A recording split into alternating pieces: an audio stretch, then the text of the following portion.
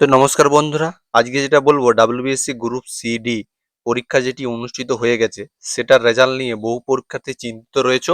ইতিমধ্যে প্রচুর পরিমাণ মেসেজ করছো, বিভিন্ন বিষয় জানার জন্য কমেন্ট করছো। আমার কাছে যে ইনফরমেশনগুলি পেয়েছি সেগুলি তোমাদের সাথে শেয়ার করব। WBCSC group C and D result অনেকেই বলছিল কি ভোটের আগে এপ্রিলে প্রকাশিত হয়ে যাবে। সে সময় আমি বলেছিলাম কোনো মতেই প্রকাশ হবে না। স্কোর কার্ড আসবে বলেছিলাম, কিন্তু স্কোর কার্ডও আসেনি এবং রেজাল্টও প্রকাশিত হয়নি। এবং ইতিমধ্যে ভোট পরবর্তী পরে ভোটের রেজাল্ট চলে এলো, কিন্তু আমাদের সামনে কিন্তু যে গ্রুপ সি ডি রেজাল্ট কিন্তু সেটা এখনো এলো না। যদিও ডাব্লিউবিসিএসসি গ্রুপ সি রেজাল্ট নিয়ে অনেকগুলো বিষয় রয়েছে, ডিপার্টমেন্টাল বিষয় রয়েছে এবং সরকারি যে দপ্তর হয়ে যে মন্ত্রী গঠনের একটা ব্যাপার রয়েছে। তো তোমাদেরকে বলে দিই, 1লা জুন আজকে মন্ত্রী গঠন সম্পূর্ণ হলো এবং 1লা জুন রেজাল্টের কোনো সম্ভাবনা নেই। 1লা জুন আজকে কোনো সম্ভাবনা নেই।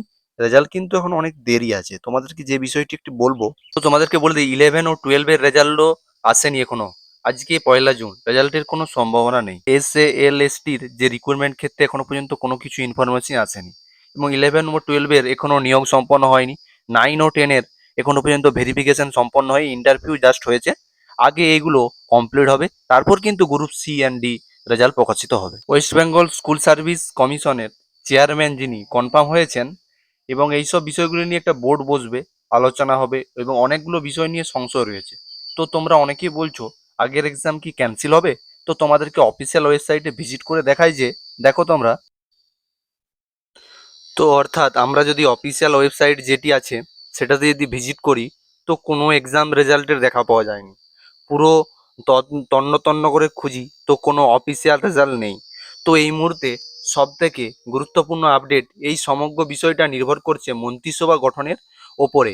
যে মন্ত্রী গঠন হলে সমগ্র বিষয়টা হয়তো ক্লিয়ার হতে পারে। আচ্ছা, তোমরা প্যানেল ক্যান্সেল নিয়ে বলছিলে, তো আমি তোমাদেরকে বলে দিই চিন্তা ভাবনা নেই প্যানেল ক্যান্সেল হবে না, কিন্তু তোমরা চিন্তায় থাকো, অবশ্যই নিয়োগ সম্পূর্ণ হবে, তবে দেরি হবে। তো তোমাদের যে রেজাল্ট প্রকাশিত হতে এই মাসটা লেগে যাবে, কিন্তু মনে হচ্ছে এই মাসের শেষ নাগাদ প্রকাশিত হতে পারে। কেননা তোমরা দেখছো যে অনেক পরিমাণ ভ্যাকেন্সি খালি আছে বিভিন্ন দপ্তরে, নতুন সরকার কিন্তু বলেছে অলরেডি, পুলিশ থেকে আরম্ভ করে অন্যান্য কিন্তু অনেক পরিমাণ ভ্যাকেন্সি কিন্তু নিয়োগ বেশি করে হবে। তো তার কারণে মনে হচ্ছে এই মাসের মধ্যেই কিন্তু রেজাল্ট চলে আসতে পারে। তোমরা সকলেই জোন ওয়াইজ কিন্তু কাট অফ এর কথা বলছিলে, আমি একটা ভিডিও দিয়ে দেবো এবং আমার অলরেডি ভিডিও আছে, তোমরা সেখানে দেখে নিবে কোন জোনে কত cut off, north zone, east zone, West zone, south জোনের কত কাট অফ আছে, SC ST OBC সব নিয়ে একটা ভিডিও আছে, সেখানে তোমরা কিন্তু কাট অফটা নিয়ে দেখে নিবে।